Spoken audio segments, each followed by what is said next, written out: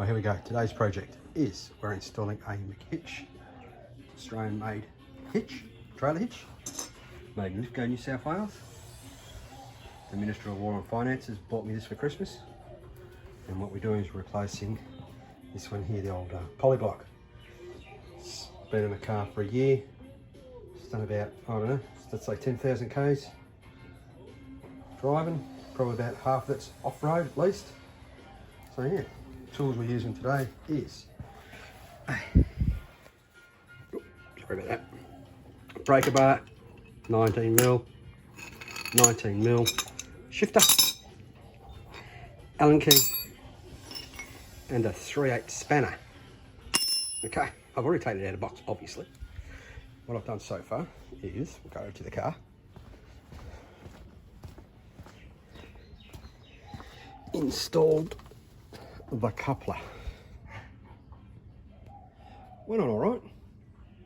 This thing here, the bolt down the bottom, there, you have to screw it in. I recommend you put it on the tow bar first and then bolt it up nice and tight. So she pulls down and then put that one on there, tighten that up so it's hand tight, and then tighten that again. They say it was pre-adjusted to fit the hitch. Not for mine, it was out a little bit. So what you do is you undo this here with that Allen key that I showed you before. 3/8 spanner, that widens it out, and just do it up nice and tight again, and it's on. It's not bolted down firmly, it's just on there at the moment. So we'll go to the big install in a minute. I'm going to actually try and edit this video, so if it's really bad, I'm sorry. If it's really good, even better. So let's get started on the next part of the video. All right, I just took the Polyblock off.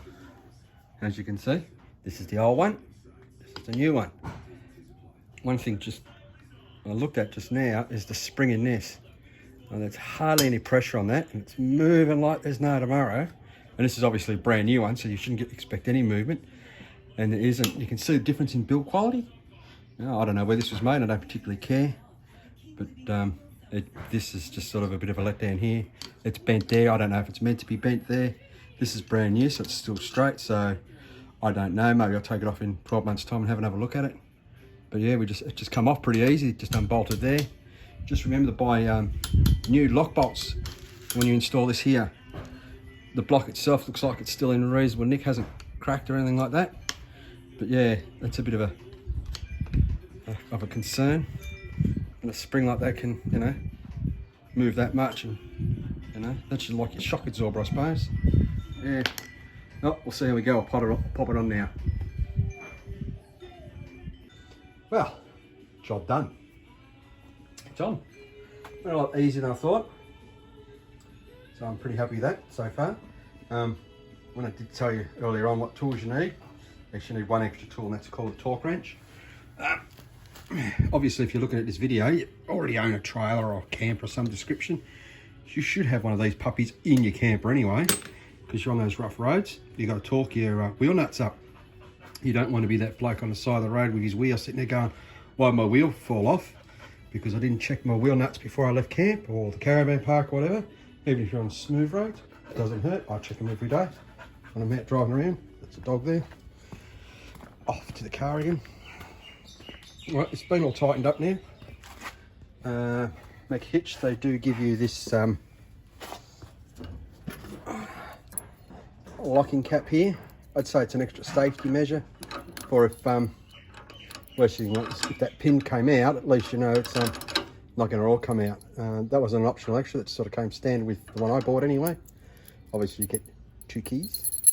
Suggest you keep one in your camper or caravan, and one in your car or on your keyring, or you can get a spare one cut again and mount it somewhere secretly underneath your trailer. So yeah, that's good. I'll do another video of me hitching it up. At the moment I can't do that. It's Saturday, and I got that monstrosity in me bloody underneath my carport.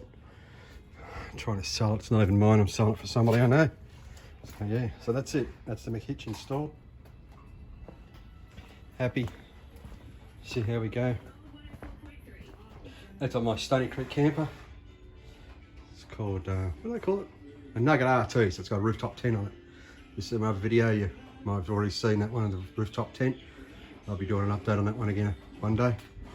Probably, straight day. So yeah, there's the old hitch. Happy, unhappy? Don't know. I'm sort of glad I replaced it. You know, I'm just happy that I replaced it. I know a lot of people go, oh, it's not a DO35. I would have got a DO35 or some other brand hitch. Well, I got this hitch given to me for Christmas, and I don't care. I would have probably liked a DO35, but you can't have everything you want. It's needs and wants, and that's what I got. So I'm happy. I'll let you know how it tows and all the rest of it later on. So that's me for today. May have a beer, may not.